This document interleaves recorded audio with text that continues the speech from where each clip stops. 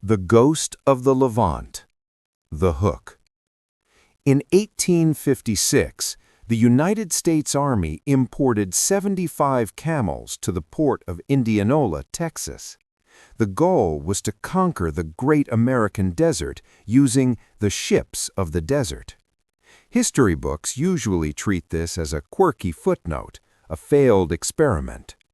They don't tell you about the man who held the reins, the murder that vanished into the sand, or the day the camels of the American West encountered the ghosts of the Civil War. Chapter 1. The Sultan's Gift. Haji Ali did not like the smell of the Atlantic. It smelled of rot and cold iron, a far cry from the dry, spiced heat of his home. To the American soldiers aboard the USS Fashion, he was simply Hi Jolly, a nickname born of their lazy tongues and inability to pronounce his name. Ali stood on the deck, his hand resting on the hump of a massive dromedary named Said. The camel was restless. Animals, Ali knew, felt the change in the soil long before men did. "They think we are bringing them monsters," Said, Ali whispered in Arabic. Behind him, the heavy boots of Major Henry Wayne crunched on the deck. Wayne was a man of vision, or perhaps madness. He was the one who had convinced Jefferson Davis, then the Secretary of War, that the American West could only be tamed by the beasts of the Levant. "We dock tomorrow, Ali," Wayne said, squinting against the Texas sun. "The locals are gathered at the pier. They expect a circus. They expect humped horses that spit fire." "They will be disappointed, Major," Ali replied, his English clipped but precise. "They are not fire-breathers. They are merely patient." "Patience is a virtue the frontier lacks," Wayne muttered. He looked at the horizon, where the thin brown line of the Texas coast was beginning to shimmer.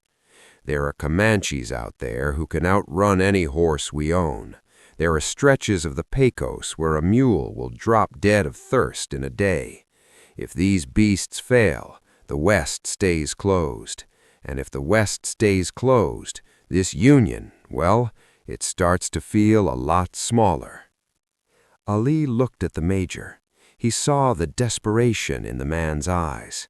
It wasn't just about mail routes or surveying. It was about a young nation trying to stitch together two oceans with a needle made of sand and grit. The first step on Texas soil. When the gangplank lowered in Indianola, the silence was deafening. Thousands had gathered. Women in sunbonnets and men with revolvers strapped to their hips stared in stunned disbelief as the first camel was lowered via a harness. The beast, a female named Tush, didn't care for the audience. As soon as her padded feet touched the Texas dirt, she let out a guttural, bubbling roar, the sound of a demon gargling stones. The crowd surged back, several men reaching for their sidearms. "Peace!" Ali shouted, leaping down. He grabbed Tush's lead, whispering a command. The camel settled instantly, kneeling in the dust. A tall, lean man with a sheriff's tin star stepped forward. He spat a stream of tobacco juice near Ali's boots. "That thing don't look like it belongs in God's country, son, and neither do you." Ali didn't flinch. He looked the lawman in the eye. "The desert does not care what belongs, Sheriff. It only cares what survives." The shadow in the camp. That night, as the expedition set up its first camp outside the port, Ali found the first omen. He was checking the salt rations when he saw a figure moving near the animal pens. It wasn't one of Wayne's soldiers. This man was dressed in the rough buckskins of a scout, but he moved with a strange, limping gait. Ali followed, his footsteps silent. He found the man standing over Said, the largest male camel. The stranger wasn't looking at the animal with curiosity. He was carving something into the wooden fence post with a long, curved knife. "Who are you?" Ali demanded. The man spun around. His face was a map of scars, and one eye was clouded over with a milky film.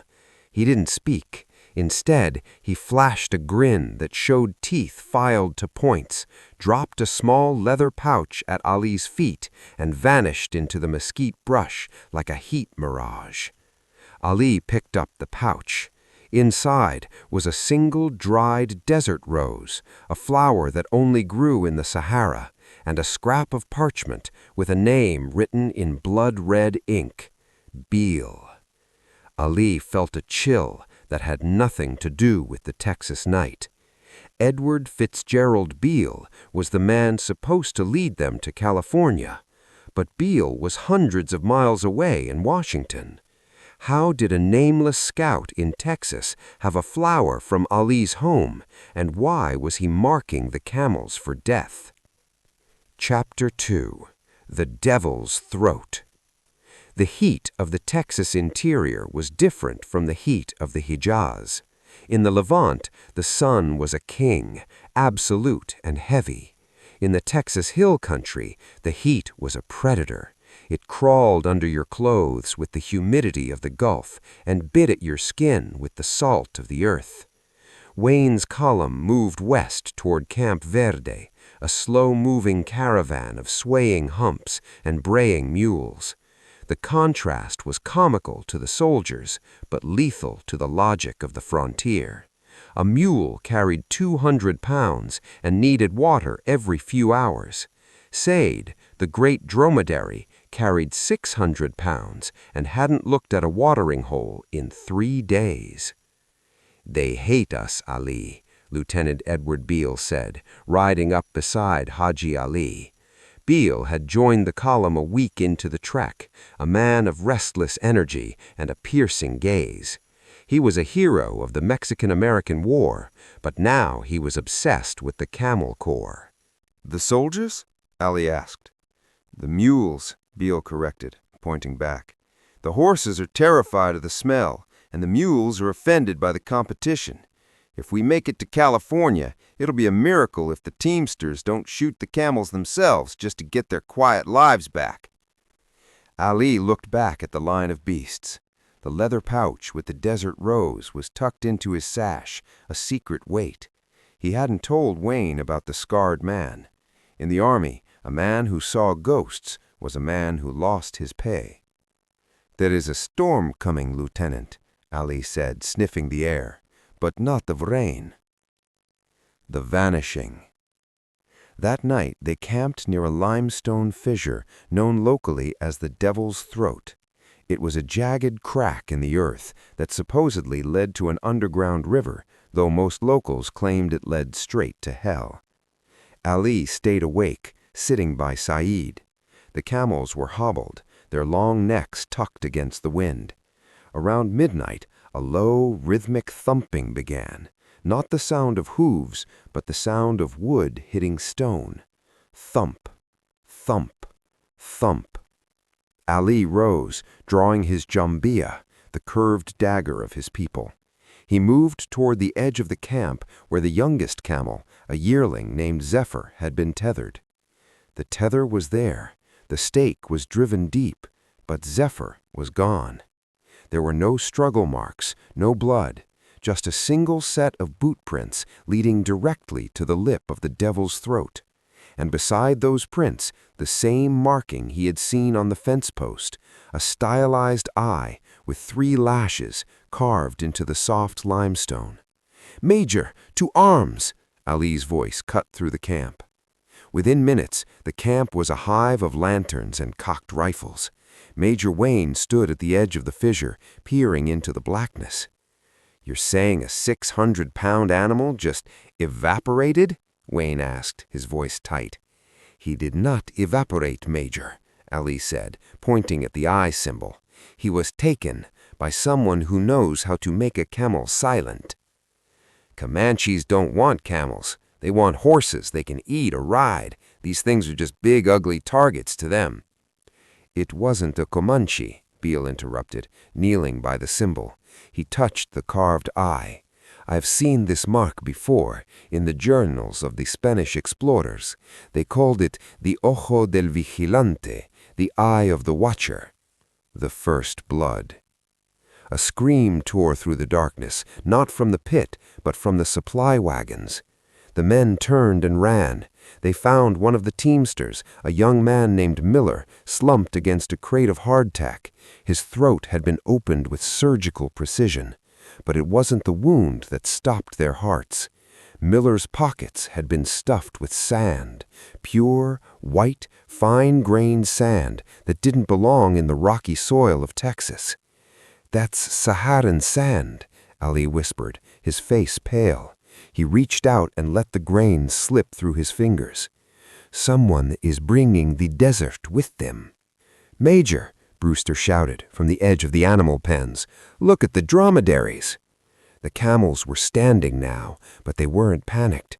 They were all facing the same direction, west, and they were humming. It was a low, vibrating drone that seemed to make the very ground shake. It was a song of mourning, a sound Ali had only heard during the great sandstorms of the Al-Rub al-Khali. "They aren't just animals anymore, Wayne," Beale said, his hand trembling on his holster. "They're a map. Someone is using them to lead us somewhere." The camels, however, were thriving. While the army horses grew skeletal, their ribs poking through their hides, the camels' humps remained firm and full of fat. They ate the thorny mesquite and the bitter greasewood that even the mules rejected. To the soldiers, the beasts were becoming something more than equipment. They were becoming omens, the village of the hum singers. 3 days into the plains, the scouts returned with frantic news. A large party was approaching, not Comanches, but something else. "They aren't painted for war," Brewster reported, wiping sweat from his brow. "But they're following us, parallel, just watching." By dusk, the Watchers made themselves known. A group of nearly 100 people emerged from the tall grass. They were a splinter group of the Jumano, a people the Spaniards had long ago declared extinct. They wore cloaks made of woven grass and necklaces of bleached bone. But it was their voices that froze the soldiers' blood. They weren't shouting or chanting. They were humming. It was the exact same low, vibrating drone the camels had made at the devil's throat. "Ali," Major Wayne whispered, his hand on the hilt of his saber, "tell me you know what this is." "I do not," Ali said, stepping forward. He raised his hands, palms open. "But the camels do." Said, the lead dromedary, let out a thunderous bray and broke his hobbles. Instead of running away, the massive beast walked directly toward the Jumano leader, an old woman whose skin was as wrinkled as a sun-dried date. The woman reached up, and to the horror of the soldiers, Said lowered his massive head and let her breath into his nostrils, the traditional greeting of a camel and its master. The old woman spoke in a dialect that was a mix of Spanish and something far older. Ali, who had traveled from Mecca to the ports of the Mediterranean, listened intently.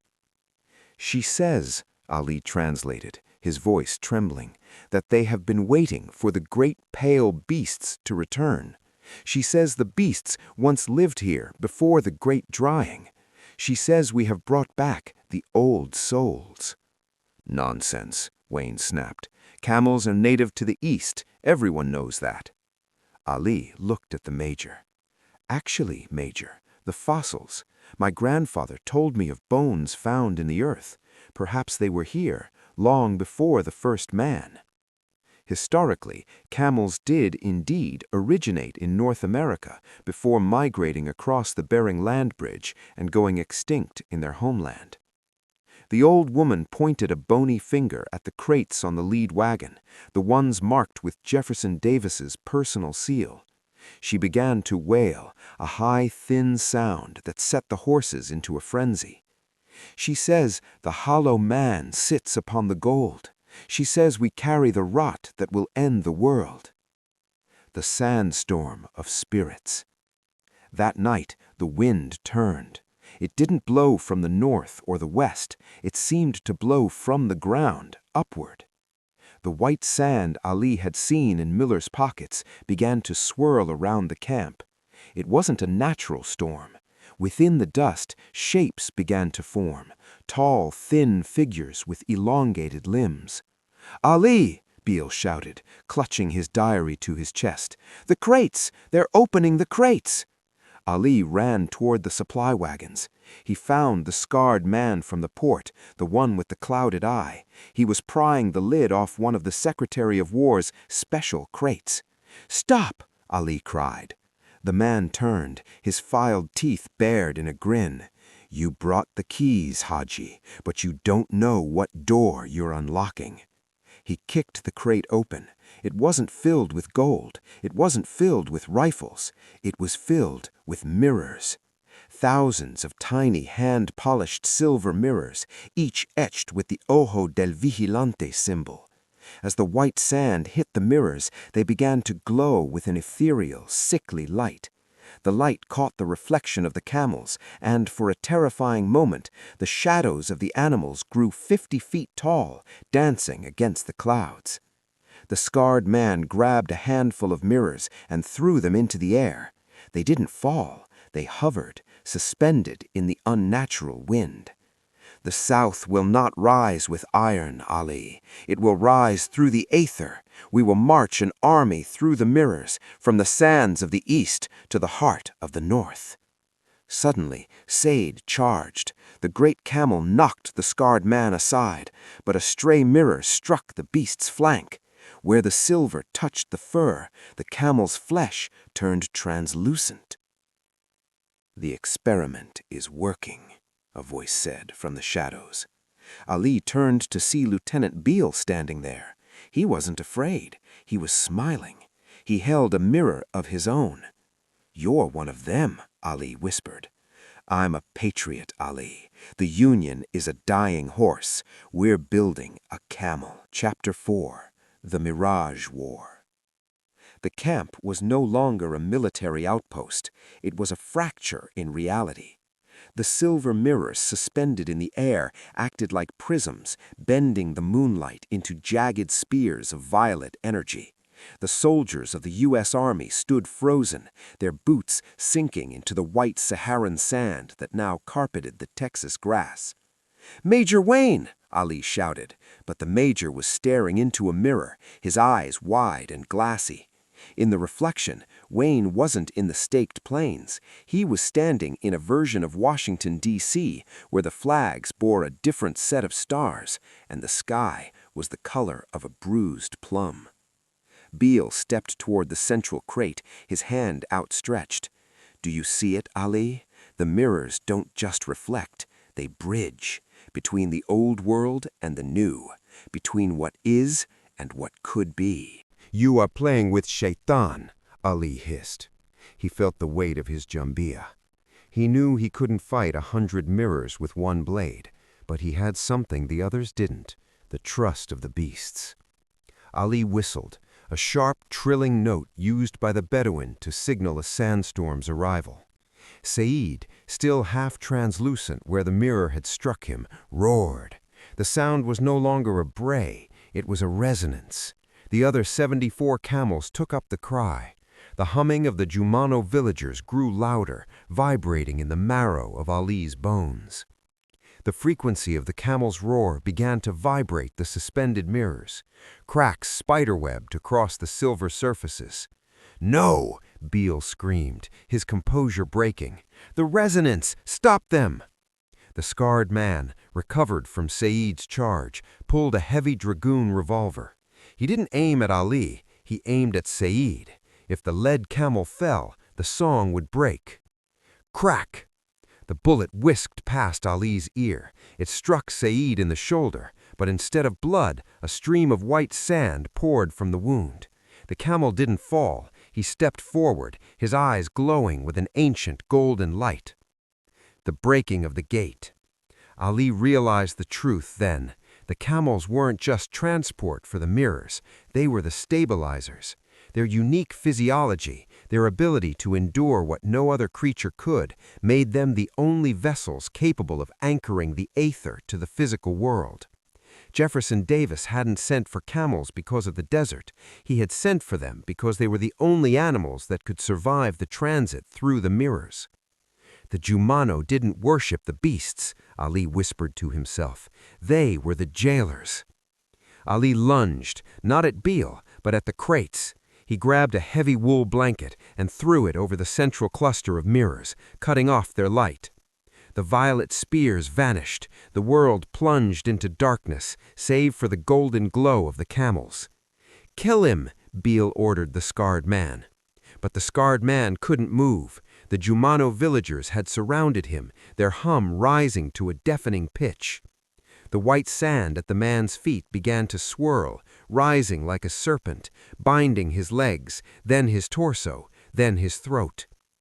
"The desert reclaims its own," the old woman said, her voice echoing in Ali's mind. "The great stampede." "Ali, get back!" Major Wayne suddenly shook off his stupor. He saw Beale holding the mirror, saw the sand wraith consuming the scout, and his military instinct took over. "Company, rally! Fire at the crates! Destroy the glass!" "No, Major, the glass is a door," Ali yelled. "If you break it here, you leave the door open forever." Ali leapt onto Saeed's back. He didn't use a saddle. He gripped the thick fur of the hump. He felt the vibration of the camel's heart. It felt like a drum beating beneath the earth. "We must lead them away," Ali shouted to the Jumano. "To the high peaks, to the salt flats where the mirrors cannot find purchase." He kicked Saeed into a gallop. A camel in full flight is a terrifying sight, a rhythmic lunging motion that eats miles like a fire eats dry grass.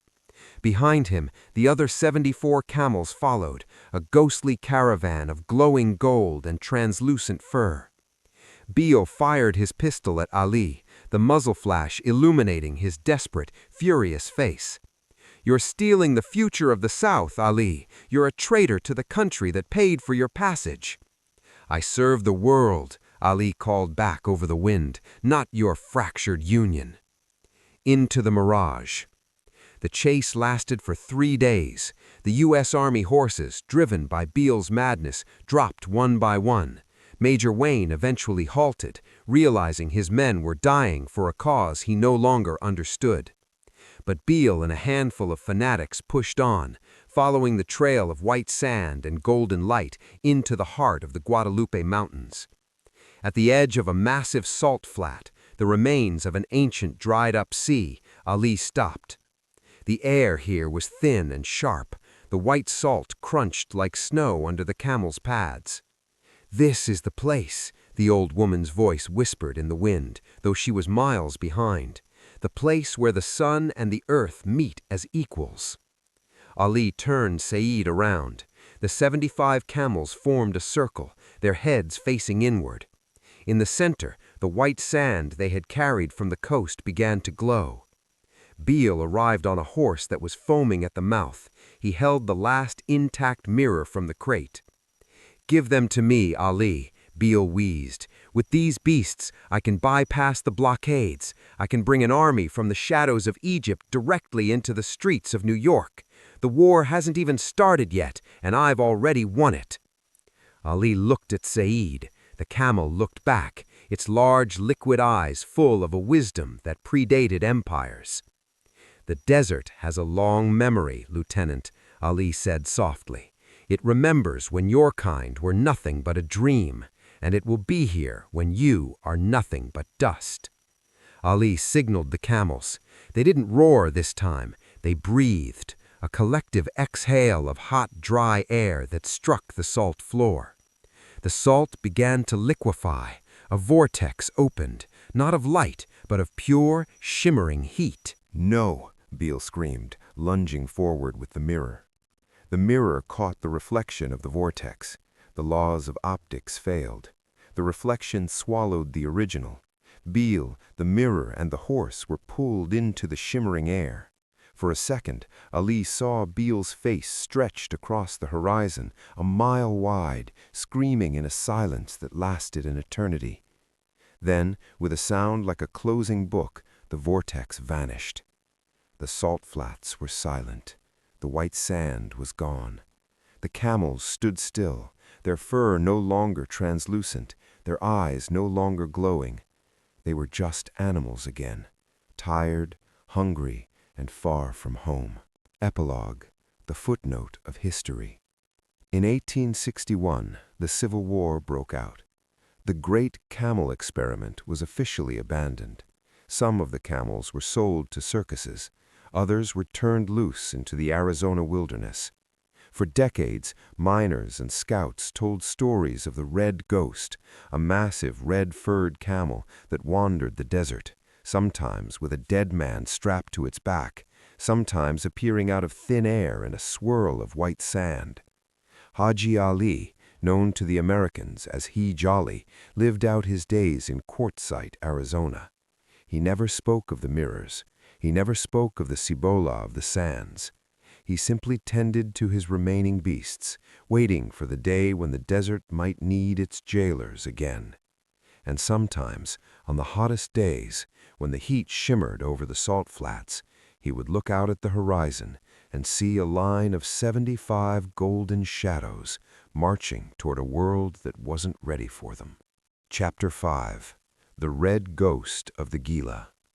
1883, Quartzsite, Arizona Territory. The war had been over for nearly 20 years, but the desert never forgot a debt. Haji Ali, now an old man whose face was a relief map of the American West, sat outside his small stone hut. The townsfolk called him He Jolly and treated him as a harmless relic of a failed experiment. They didn't see what he saw. A young man named Philip, a clerk for the territorial governor, rode up to Ali's hut. He was carrying a leather satchel and looking nervous. "Mr. Ali, I was told you were the only one who could explain the sightings." "The sightings are just heat, young man," Ali said, not looking up from the leather harness he was mending. 8 people are dead, sir. Miners near the Gila River. They weren't just killed, they were turned to salt. And witnesses swear they saw a beast, a red camel 10 feet tall, with a rider who isn't a man. Ali's hands went still. He looked toward the jagged peaks of the mountains. The mirrors. Someone found a shard. The shard of the Union. Philip pulled a heavy object from his satchel. It was a fragment of glass, no larger than a palm, but it hummed with a low, vibrating frequency. One side was polished silver, the other was etched with the Ojo del Vigilante. "It was found in the hand of a Confederate veteran who died in the scrub," Philip whispered. "He was holding it like a compass." Ali took the shard. As his thumb touched the silver, the world around him flickered. For a split second, the dry Arizona dust turned into a lush green forest where the sky was a deep, unnatural violet. He saw a man in a tattered gray uniform, Beale's uniform, walking through the trees. The man was translucent, his body filled with white sand. "He is trying to come back," Ali muttered. "The ether didn't kill Beale, it just stored him." The final hunt. Ali knew what he had to do. He went to his small stable and whistled. From the shadows emerged a camel so old its fur was the color of bleached bone. It was Tush, the female who had been the first to step onto Texas soil all those years ago. "One last ride, old friend," Ali whispered. He and Philip rode toward the Gila River. As they approached the site of the murders, the air began to thin. The temperature dropped 40 degrees in a matter of seconds. They found the Red Ghost standing in the middle of a dry wash. It wasn't a biological animal anymore. It was a creature made of red Arizona dust and the memories of the Levant. Strapped to its back was the corpse of a man, his skin turned to a crystalline, salty glass. "That's not a man," Philip gasped, reaching for his pistol. "Don't!" Ali shouted. "If you spill its blood, the sand will spread. It will turn this whole territory into a dead sea." The red ghost lunged. It moved with the speed of a lightning strike. Ali didn't fight back with lead or steel. He held up the shard Philip had brought him. "You seek the mirror, Beale. Here it is." As the beast collided with Ali, he didn't dodge. He slammed the shard into the chest of the glass man. The two mirrors, the shard and the man's eyes, aligned. A blinding flash of violet light erupted and carving a crater into the desert floor. The frequency of the camel's song, the hum Ali had learned from the Humano, poured from his throat. He sang the song of the sands, the song of closing doors.